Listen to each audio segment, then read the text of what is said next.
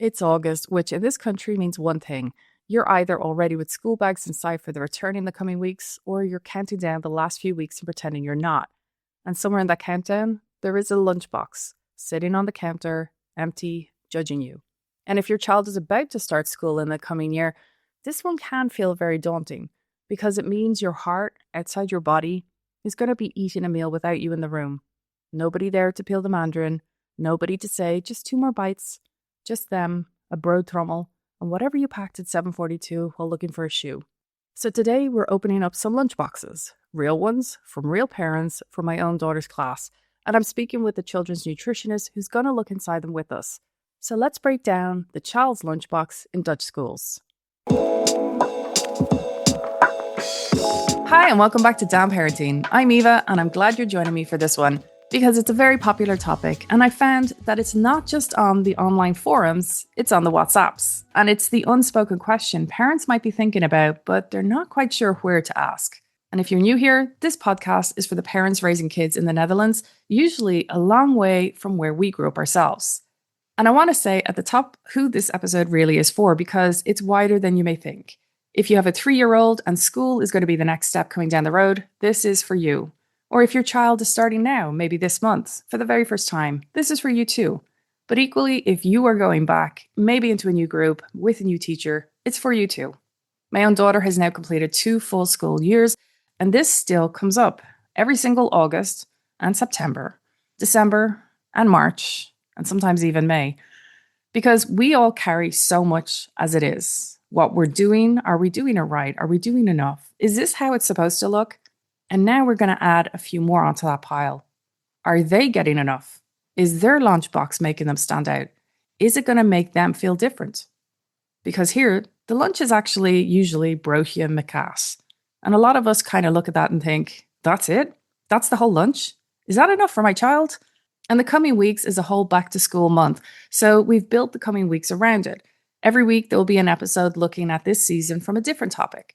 For example, today will be about the school lunchboxes, but in the coming weeks, we'll have tips and tricks to help you get ready for groep 1, or what the school year is going to look like, or how to deal with the anxiety as a parent. So if you're in the thick of it, you're here in the right period of time.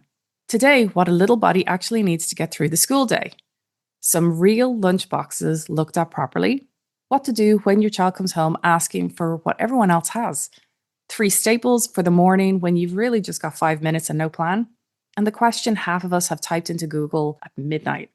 Is a cheese sandwich 4 days a week actually okay? Before we start, if you're heading into the school year in this country and you'd like some company along the way, follow the show wherever you're listening. It's free, it takes a second, and it means the next few weeks are going to turn up just exactly when you need them. So today, I'm joined again by Melody. You'll remember her from our Starting Solids episode, which is the other food milestone that turns perfectly reasonable adults into wrecks. And I do know it's worth stopping on that for a second. 2 episodes, both about food, both about anxiety. Food, the nice things, the ones that we're meant to enjoy. Nobody has a crisis about socks. Nobody lies awake thinking about their socks. But put in a box and send it to school, and suddenly we're going to all be in bits. But Melody, welcome back to Damn Parenting, and sorry about what we've done to your specialist subject.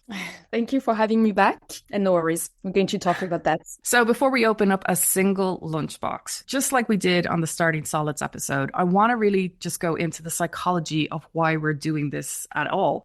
The feeling that parents are going to be having really when they're listening to it, because it's not really about the sandwiches though, really, is it? And I want to say, I know your focus is primarily on Starting Solids and the very young groups of children. So this is a new step you've taken on just for our listeners, and I'm really grateful for what you're doing. So Melody, can you explain to us, why does the lunchbox carry so much weight for us parents? Yeah, I think about 2 things. The first one is usually when your child is starting school, he or she comes from either daycare environments or home environments where meals were a bit more supervised by either you as a parent or care provider at daycare, for example. And then when they go to school, where it's a big milestone for the parents, but also for the child, it's their first meal being less supervised or unsupervised because there is much more children and much more less adults. And so that can feel a bit scary. And of course, there is all the thoughts as a parent, like, is my child going to eat? Is he going to be all right? Is he going to have all the energy that they need for this big milestone for them to learn at school and all of that? So I think that's the first worry for parents. But I also think this is just another thing on our list in terms of mental load to think about, like having to anticipate, and what am I going to put in the lunchbox? I need to have my cupboard and fridge always filled with things to make sure that I have enough to make the lunchbox. And is my child going to like it? Of course, as parents, we want the best for our child. So we want something that is healthy, but that our child's going to enjoy and make sure that he's going to eat. So it's a lot of things to think about and to anticipate. And I think that's also something we need to talk about, because that's not a detail. For sure. And just as you said, I think part of why it's so loud is that we're actually using two words, lunch and box, but it's something with about 9 layers underneath it. Because I think when you say lunchbox, what we're not saying is it's a lunchbox today for my child at their stage of development, not in the stage that the internet or school assumes, in a box that's a particular size and shape and doesn't usually fit what we actually want to put in it. And it's for a child who may have sensory needs, like textures they don't want to go near, maybe this week or forever, or maybe it's a color that they only want to eat, like AKA the beige phase. And it's also packed with food from our culture, which may not look like anything else in our classroom. And it's on a day, and it's in a week I might have forgotten to do the scheduled shopping. And it's also while rushing out the door because I forgot to set my alarm. That's the actual lunchbox. It's not a Pinterest one, right? Yeah, no, definitely not. And that's, I think you portray the reality of every parent very well. So, and yeah, that's really important to keep in mind that, yes, so many different things will impact what you put in the lunchbox, and that's okay because that's part of reality. And we don't want just to reproduce what's on Pinterest or Instagram or whatever. We just want to make something that is also the reality for parents and doable on a daily basis. What you said earlier is part of it, the anxiety, I guess, is just that it's also the first meal we don't really get to supervise, where they are going to have to really do every part of it. Yeah, it's the first meal we don't supervise. And it's also like once the lunch is packed in a box, it's just packed and then there is nothing you can change. That's also a bit worrying that you cannot adjust on real time. If your child is struggling, can he open the box? Can he manage the textures? Or maybe there is something he really doesn't like and then he will reject the whole meal. Like there is, so many things we cannot control. And that also requires for parents to let go a lot, not only for food, but also for food. And can you be honest with us? Does the perfect lunchbox matter as much as we're all behaving like it does? My question for you will be, what is a perfect lunchbox? Thank you. Yeah, what is a perfect lunchbox? Because that means nothing and everything at the same time. I guess that's what we are going to try to tell you during this podcast, but there is not such thing as a perfect lunchbox, because perfect can mean many different things depending on your child. Of course, as a nutritionist, the first thing we think about is like, is it nutritionally balanced? But balance is made over time. So it's made over one meal, but also different meals over the day and over the week. Yeah, there is not such thing as a perfect lunchbox on a very specific given moment. And that's very flexible over the day and over the weeks even. Okay, so those are the feelings. Now let's really get into the nutritional part, the actual foods, because school is work for these kids. And I want to say this especially for the group 1 parents, because there's this idea that the first year is basically playing. I mean, group 1 and group 2, that's what they say, right? So I think parents also need to remember that the children are also being bombarded all day with new things. There's the social aspect, like who the kid gets to play with, who they sit beside, what happens when someone says no. There's the cultural, things like Sinterklaas is coming. Nobody explained it to your child. Maybe you didn't know about it. And the songs are in a different language you don't know or you don't speak at home. And the birthday rituals are also something new. There's structural. Now you sit down, now you get up, you have timelines. There's a systemic aspect, a whole school system with its own logic. And then there's the peers, 20 odd other small nervous systems all in one room, all doing exactly the same thing. So Melody, what does a little body actually need in the middle of all of this? Yeah, so when we think of school, we think about how can we support their alertness, their focus, their learning, their memory, and their energy level, of course, throughout the whole day. And so what does that mean when it comes to foods? We want to make sure that there is like some key nutrients. But when I talk about key nutrients, I'm not talking about key foods. And that's where, the cultural shock can happen, because you can find like same nutrients in different type of foods. So at the end of the day, like many meals can be healthy and bring the same nutrients. But when we talk about nutrients, we talked about first energy release, so that you get through carbohydrates or whole grains. And please tell me if I'm becoming a bit too scientific in my words, and then I can also translate that in more normal language. So yeah, in like good energy, you want also protein, because protein are the building blocks of the brain's chemical messenger. So that is really important for focus, memory, learning, and like the attention span in general. So protein, and then you want some fibers that will help to slow down the digestion and make sure that the energy is released slowly throughout the day. You want healthy fat, which also help to stabilize the energy level, but also the brain development and the brain structure, which is still growing at that age. And also some mineral, vitamins, and antioxidants that also support the immune system. And we know that collectivity is also, an incubator for virus and all of that. So you want to also protect your child from that as much as you can, of course. So that's like nutrients that you need. So in terms of foods, I like to take the recommendation of the Fooding Centrum, which is the Dutch recommendation, which talk about the Wheel of Five, or the Schijf van Vijf, if my accent is correct. And then it talks about 5 different food groups, basically, which is, do you have them in mind? Maybe it's a bit more interactive. Okay, because I think about it as carbs, protein, fats, dairy, and fruit and vegetables. Yes. So it's so depending on the countries, that can be a little bit different, but that they are all correct, basically. But you have indeed, so carbs, so it's like whole grains, basically. So pasta, bread, rice, all potatoes. of these. Potatoes, exactly. Then you have, so the proteins, you have it from animal products, so meat, fish, but also plant-based products, so also legumes, nuts. And then in Netherlands, they also include dairies in it. That provides the proteins, basically. Yeah, some countries will keep it separate, but Netherlands, that's like a source of protein, which explain the broodje met kaas, for example. Then you have the fruit and vegetables that will bring the fibers, minerals, vitamin, and all of that. Then you have, and that's funny because that's very cultural, you have the fats and spreads. I didn't know spreads was in it. Wow. No, of course, that's very Dutch, because in the culture, they use spreads as a source of fats. But so basically fats, and then you can use spread for that, but also other foods. So oil, butter, but also nuts, seeds, and all of that can also be a good source of fats. And that's 4, if I counted correctly. Yep. And then hydration, that we don't think as a food group, but it's also something very important.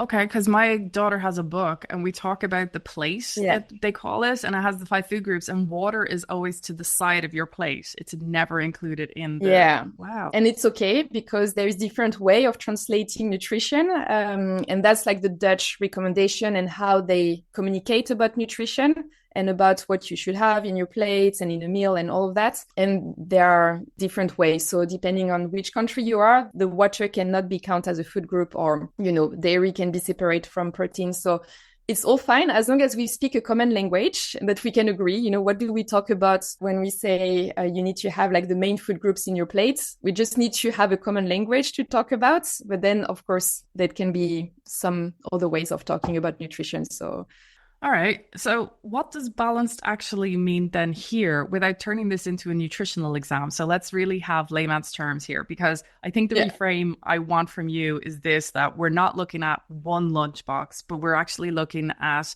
a child's intake over the entire week, right? Yeah, definitely. Because we mentioned that balance is built over, like it's patterns that you build over time, and so also over the week. But so in a lunchbox, you want to make sure to have a source of whole grains to bring the energy, a source of protein that will help to bring all the building blocks for the chemicals messengers. You want to have a source of fats and fibers, so fruit or vegetables, that will help to slow down the absorption of the energy and make sure that the energy from the carbs are released throughout the day. And that's about it. And of course, like some water to drink during the day. But that's how it looks like for a meal. And then, yeah, if you can repeat that over different meals, that's great. But of course, if one day you don't have the vegetables in one meal, that's fine because you can always give vegetables later on. We talked about for children, it's about 350 grams, 400 grams of fruit and vegetables during the day. So maybe your child will have a lot of fruit and vegetables for breakfast and nothing for lunch and a bit more at dinner. And then that's also balance. But I guess it's just keeping in mind like the different food groups will just help basically to stabilize the energy throughout the day.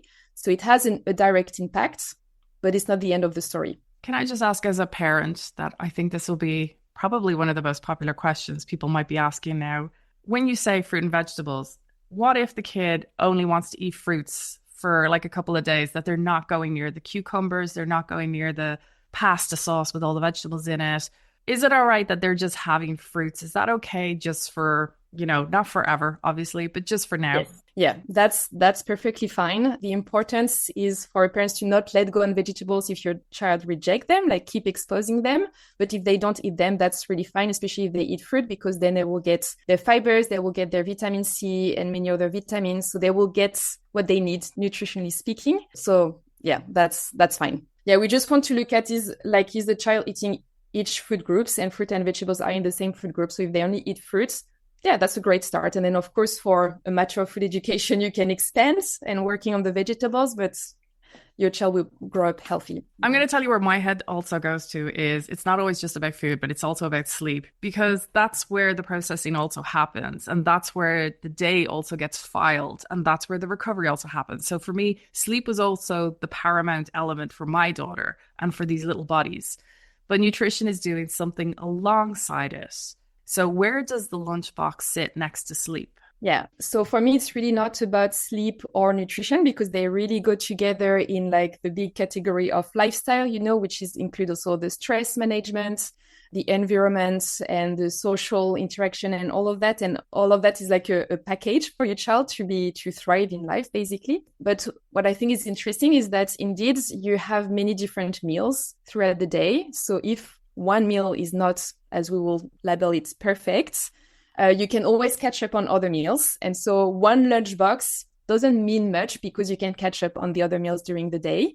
Well, sleep, like if you messed up one night, well, then you don't have other opportunity throughout the day if you cannot nap to catch up that sleep. So you will, of course, catch up over time, but it's just that nutrition or one meal is a bit more forgiving than sleep, but they are, of course, both very important. And the lunchbox, why we want to focus still on the balance of the lunchbox is what I mentioned earlier, is that it will help to stabilize the energy release. So to avoid glucose spikes and crashes, to really support them during this learning time. But of course, if that happens, if they have a good sleep after that, it's the body is really resilient. And so it's not one occasion or one event that's going to ruin your child's school year. For sure. And that's important to remember also. So now most Dutch schools do have this thing called the pauze or the fruitpauze. So it's the morning where you can have like fruit or vegetables and maybe something else, which as a parent, I mostly experienced as just one extra container to wash. So how much work is this little snack actually doing for our little ones? Yeah, that's a good question. And I think that's where, collective decision or political decision doesn't always match the individual needs, because I think the intention behind the fruit pause is to increase the consumption of fruits or vegetables, which is usually missing in a diet or like something we're not eating enough, and especially for children. So it's a good way to really encourage the consumption of these. And that's also one way to bring some energy because fruit has also some sugar in it, and that will bring some energy. And so for a child who, depending on what they ate at breakfast and when they're going to eat lunch, it can be like a good energy boost in between, but not every children might need it. Like some children will have a good breakfast that will help them to hold until lunch. And then the fruit pause is becoming like just an addition that is not necessary. So I think it's a good intention. That's good to, make sure kids have something to eat, to make sure that they can hold until lunch. But it doesn't mean that it's necessary for every children. And there is a water only rule. So there's no juice, no ranyas, no squashes, which I think some parents sometimes can arrive here thinking that's actually quite strict. Honestly, I found it as a relief. And as a nutritionist, how do you feel about it? I tend to agree with that as well because, well, today, and it's just about numbers and fact, but we know that obesity and metabolic disease like diabetes are increasing even in Netherlands, which used to be like considered as a healthy population, but that those numbers are also increasing in Netherlands and at an earlier age as well. And so I think it's important that a school policy can protect children from that. And we know that one of the main drivers can be like excess calories and excess sugar, and sugary drink are like one of the main source of those sugar, what we call the free sugar, which basically bring not much to the body except sugar that doesn't have any like specific role. And so that's one way to really protect children from that. And just maybe to give some example, because I think that can be a bit more visual. But the World Health Organization recommends a maximum amount of 25 grams of free sugar. So free sugar is like the table sugar that you can have and that can be added to some products, but that you also find in fruit juice. So 25 grams, so it's about 5 teaspoons or 5 sugar cubes that you can put in your tea or coffee. And one drink, I think that was the range that you mentioned, like one drink and brings 15 grams, so 3 sugar cubes. So it's like more than half of the maximum amount recommended. And of course, the maximum amount recommended doesn't mean that you have to reach that 25 grams, but it's just like if you give sugar, just try to keep in mind to not go above that limit to just protect our children's health. So it's something that can be really deceiving, like fruit juice or sugary drinks, because you can just reach that max very quickly. All right. So that's one decision that the school has taken off our own plate. So it's not a rule, but it's actually a gift. Yeah, I think so. And of course, I just want to add, because balance is made over time, maybe for one child, that single drink is the only source of sugar they will have during the day. And then, of course, that will be fine. Like then they will fit within the recommendation. But because we don't know what happened, and because we also want to protect the peer influence, because if a child see another one with like a sweet drink, of course they will want it because that's something nice that they will enjoy. So I think it's a gift to protect our children. All right, here we go. The lunch boxes. So 11 parents from my daughter's class have sent me photographs of their children's snack and lunch boxes. And I really want to say thank you so much to every single one of them, because it's a very generous thing to do. And I should tell you, I think only one of them actually listens to this podcast, because the rest I think are Dutch parents or families with at least one Dutch parent, which I think makes this a little bit more interesting, not less. Melody has seen all 11, and she has chosen the 3 we're going to look at today, purely to show the differences between them. And it's not to be critical, nobody's being marked. The full set is on our Instagram if you want the context and to see 11 real lunchboxes from one Amsterdam classroom side by side for group 1 and 2. So Melody, we come in peace. Let's talk about these lunchboxes. So you've chosen the 3 that you want to talk about. So the first lunchbox we're going to be looking at, there's 3 separate containers here. So one part is for the sandwiches, one part is for the vegetables, and one part is like a little sweet element, I guess. So the sweet element is one of those fruit roll-ups and then a box of raisins. The vegetable selection is cucumbers and some peppers. And then the sandwiches are 2 pieces of bread, and it's cut up into quarters. 2 of those quarters we can clearly see have cucumbers in them. And the other 2 might have something like peanut butter or cheese or something like that relative to it. So Melody, lunchbox 1, your first reaction. What is working here? Yes. So what is working here? I see here is a good portion of vegetables with the pepper and the cucumber. So that's one item of the wheel of 5. Then I see the bread, which seems to be whole grains bread, which is a good source of carbs that will be slowly released throughout the day. Another item of the wheel of 5. Then you have the peanut butter, which is a source of protein and healthy fats. And maybe if there is cheese in the other sandwich, we can't really see, but then that's another source of protein. Yes, so that's like the four items of the wheel of 5, and then like a sweet treat, which will also keep the child interested in the lunchbox. And it's also fruit-based, so that's also another source of fruit. And we don't see the water, but I'm sure there is water somewhere in the picture. So that's basically, we have the 5 items of the wheel of 5. So it's considered as a nutritional balanced meal. Okay, and what's it doing on a sensory level? And on the sensory level, so that's something very important when we talk about also the sensory input of a lunchbox, because we eat with our five senses, and that's what will keep a child interested in his lunchbox and motivated to eat. And so we have a nice crunch with the vegetables. Then you have like some soft bread and with the peanut butter. And then you have also something more sticky, chewy with the fruit leather and the raisins. So we have like also quite a diverse sensory input in this lunchbox. And also in terms of colors, you have some red, some green, some brown. So that's also like enough colors to keep the visual stimulation. And what is it actually providing for the child? This lunchbox provides energy with the bread, some healthy fat, which will help to sort out the energy, some fibers, vitamin with the vegetables, a nice sensory stimulation as well. So, and what's one thing you would change? Just one. Well, for that one, I think on the nutritional balance, that's like there is nothing specific to be changed. Maybe if you want to add some more sensory input, you could add something crispy, like a little crackers or something like that, but that might not be needed for every child. So that's like something optional. It's good as it is, like that. All right. So we'll go on to lunchbox number 2. We have 2 slices of bread. Obviously, this isn't made up yet. It was just they were showing us the ingredients of what they have. So it's 2 slices of what looks like whole wheat bread, 2 Kips Leberwurst, and a box of grapes. So your first reaction, what's working well here? So what's working? I see something, first of all, very practical to make, very quick.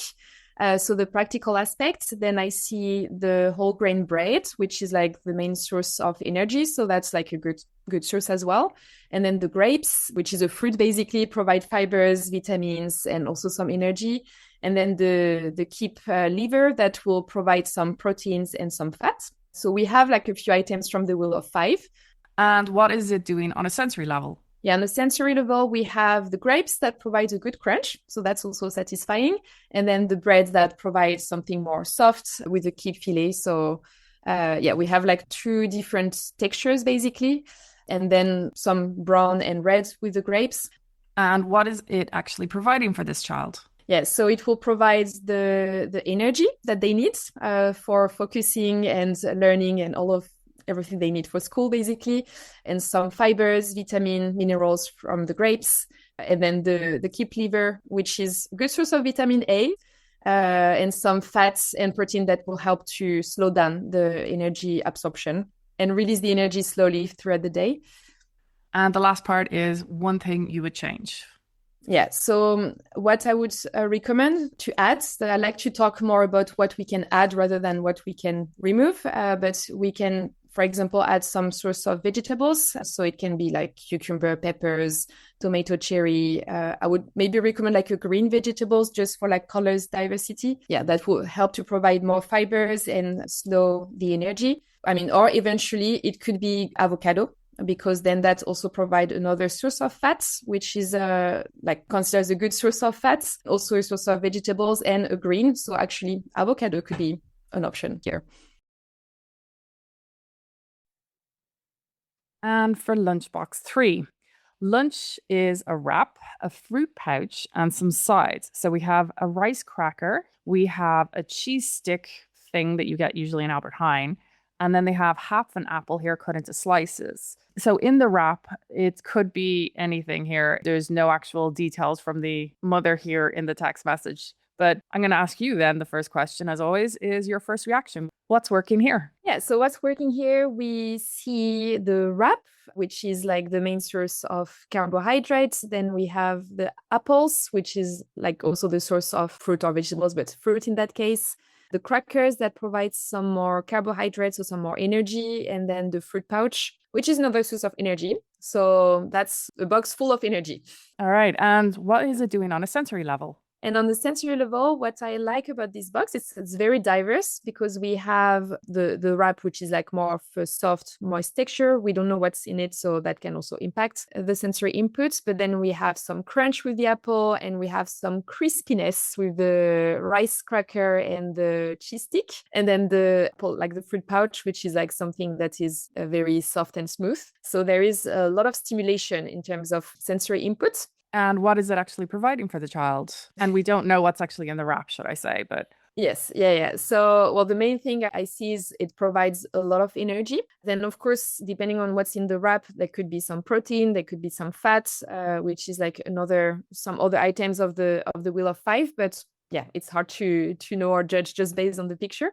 So yeah, you have like all the energy that a child would need for the school. What's one thing you would change? And so the one thing I would change, well, what I was saying is it provides all the energy, but we don't know what's in the wrap. But so I would just first of all make sure that there is a source of protein, but we can assume that there is in the wrap. So it could be eggs, it could be some hummus, it could be some peanut butter, some cheese, all of that will be fine. So let's say that this is part of the wrap. Then what I would change, I would just swap one of the items, so either cracker like the rice cracker or the cheese stick, to replace it with a source of vegetable to bring more fibers and cut down a little bit the energy because, well, of course, it also depends how much the child is moving and all of that. But just to, yeah, basically make sure to keep the energy level, but also add some more fibers to slow down the absorption and make sure that it's slowly released throughout the day. So just swap one of those items, which is mainly carbs, with one source of less carb-oriented foods, like vegetables, for example. And I do have a question, and this might come from many parents, and it will come from many parents in the near future as well.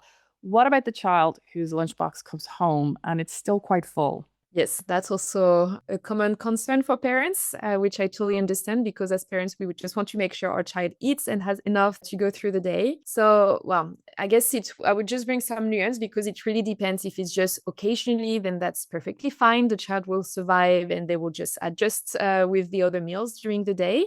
And especially if it's like for parents for whom kids are going to start school for the first time, the first day can be also, I mean, there is like so many impressions the first day. And so we know also like if there is stress, all of that can also shut down the appetite. And so it could be expected for the first day of school if the lunchbox is like coming back almost full because, yeah, your child had a lot to process and maybe he didn't have any appetite because it just completely shut down. Basically, if it happens occasionally, nothing to worry about. If that's something recurrent, that's something you should pay attention to and talk about to really understand the root cause because the root cause can be very different from one child to another. So there is no like universal answer about that, but talk about it with your child and try to understand why it's coming back. Maybe it's because it's not true their taste and they just didn't like it. So like what compromise can you find to make something that will be more appealing to them, even if sometimes it means letting go your own standard of what should be in the lunchbox. But it can be also because your child is very sensitive and eating with a big group with different smells and noise and all of that can be overstimulating and shut down the appetite. And then maybe talk with the teacher to find some adjustments on how we can manage that to cut through the noise, like literally, and have some quiet space to eat or things like that. But yeah, basically, occasionally completely fine. If it's recurrent, just talk about it with your child and try to understand and then make the adjustment that are needed to make sure your child can eat. Well, confession time is my child, after nearly 2 years, has told me I feed her too much. And there is a boy in her class who always was like, I'm first, because he would race to finish his lunch, but his lunch wasn't as much as what I give her. And my daughter then said by the end of group two, you give me too much and it takes me Yeah. too long. And so now I've learned my lesson and that's how I'm going to be moving forward. Nice. So that's your goal. More like, Exactly. yeah, that's a perfect example of understanding why and then making the adjustments. That could also be indeed that there is too much and that they actually ate exactly what they needed and had the energy, but just it feels like they ate nothing because they were too much in the lunchbox. Okay, well, those are our three lunch boxes. Now, I want to ask you a few things that have come up across all 11. The first one was warm food, because we're going to be heading into probably around 6 months of cold weather if it goes typical for the Netherlands. And I've spoken to a few of those parents, and some of them were saying that they will be probably providing a thermos, maybe with some warm pasta or some soup. Does it actually matter nutritionally whether food arrives warm or cold? Yeah, so it doesn't matter if it's cold or warm, nutritionally speaking, but the only thing I will be more cautious about is to make sure that the food is served in an appropriate container that will either maintain the cold or maintain the warmth to really avoid like the temperature range where bacteria can develop quickly and then creates potential full-born illness. But yeah, if you serve it in like a cold container or a warm container and your child is enjoying it, then that's great and it doesn't really matter. Okay. And the second question, and it's the classic broodje kaas box. And we actually had a few of those in our selection. So I need you to be straight with me here because half the people listening are probably going to be waiting on this one. Bread and cheese, that's it. Is the traditional Dutch lunch nutritionally fine? Yeah, so again, if we take the example of the wheel of five, the bread will provide the energy that a child needs, and then the cheese will provide a source of fat and a source of protein. So that's like two items that are nutritionally dense. But what I saw a lot on the pictures of the lunchbox is that even though there were like cheese and bread, there were always like some vegetables alongside, which also make that a nutritionally balanced meal. And then it's perfectly fine. And again, we say that balance is over, over the day. So bread and cheese for lunch is perfectly suitable for children. All right, and the last one, the parent panic stuffing a lunchbox at 8:14 because their alarm probably didn't go off or their child is having a meltdown and you're in the middle of making a choice of what you're going to put into that lunchbox and you're trying to support them through their meltdown and you're still trying to find that other shoe. So, what do you want to say to that parent trying to make that lunchbox? What I wish to say to these parents is that your lunchbox doesn't need to be perfect according to your own standard, but as long as it feeds your child, it's good enough. Because again, and that's something we are repeating over and over again, but it's really important. There are many other different meals where you can, balance the nutrition and all the other aspects of nutrition. And so it doesn't have to be perfect, no matter what perfect means, but just do what with whatever you have right now, what is manageable for you, and that will provide just enough energy for your child to go through the day. And that's okay. And something I noticed going through all those 11 lunchboxes, only a few of them were even similar to each other. None of them were ever the same because we all have different relationships with food. And a lot of us grew up inside a food culture that tends to be one of the last things we hold on to from home. Long after the language starts to slip, long after the holidays stop matching and the food stays, then your kid might come home and ask to have the same thing as everyone else. And that pangs your heartstrings a little bit because it can feel like they're trying to disassociate from your culture. And they might just be neat. And they might only be 5 years of age, but they just want to fit in at their tables. Melody, what do you see happening when a family's food culture meets the Dutch school lunch? Yeah, it's another thing that a parent has to let go. And many parents, even if it's like your kid is growing in the same culture, but just letting go all the control of what they are going to eat and all of that.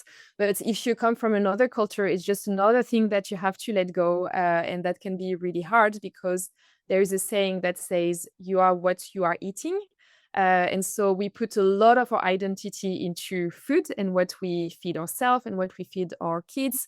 And so, yeah, indeed, if they start rejecting the food from our own culture to fit in, it's something completely normal for a child to want it to fit in, but that can be painful for parents. Yeah. Yeah, I was going to say, how do you handle that without giving up your own food, without making them feel bad either in the process? Yeah, I think it's, well, first acknowledging that a child just wants to fit in a group. That's like a very normal process. And that will happen with many different aspects other than nutrition.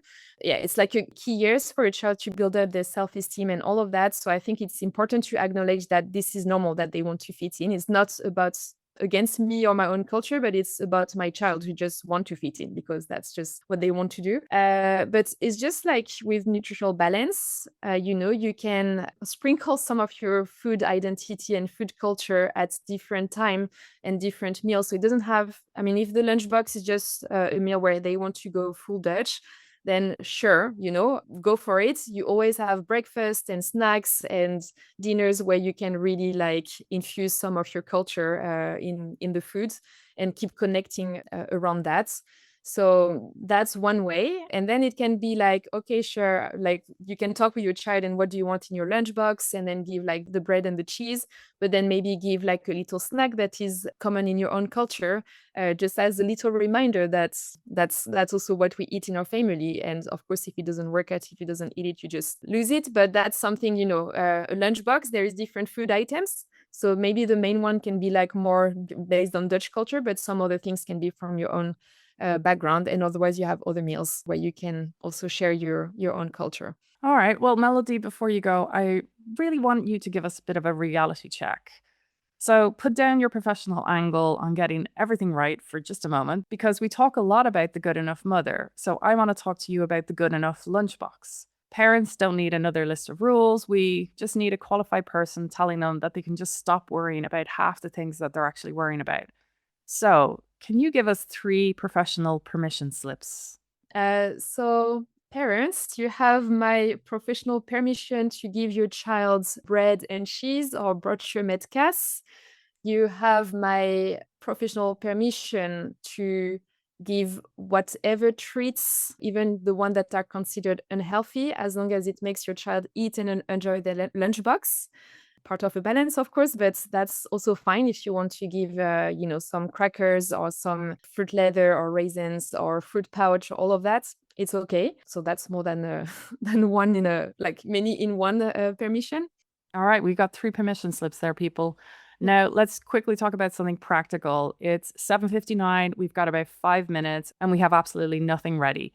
Can you give us 3 staples you would actually recommend to have in our house? Usually things that probably most people already have in the house, but just make sure that we have these 3 things in the house ready for a lunchbox. Yes. So the first one is a source of energy. So having some bread somewhere. So either fresh bread or bread that you have in the freezer, or some crackers, whole grains crackers. Ideally, that's something you can pull out quickly from the cardboard and put in the lunchbox. That's like 2 things you can have, or like some wraps. And then in terms of proteins, you can have always some nuts butter if it's allowed in your class, depending on allergies and all of that. But so it can be peanut butter, almond butter, cashew butter, all of that. You can find all of them in the Albertine nowadays, so that's very handy.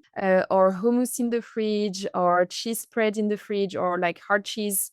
That's something you can quickly assemble. And then in terms of fruit and vegetables, something that doesn't require preparation. So either the snacks, fruit or vegetables like smoked cucumber or little carrots, tomato cherries, just something you can just have in your fridge, always there, and then put in the lunchbox just like that. And then you have a balanced meal that is quick to prepare and with different inputs for your child to hopefully at least eat one of them. You did mention something there, and I do want to say it out loud because not everyone might even know this. But for example, children under 5 shouldn't really be having whole nuts. They're a choking hazard.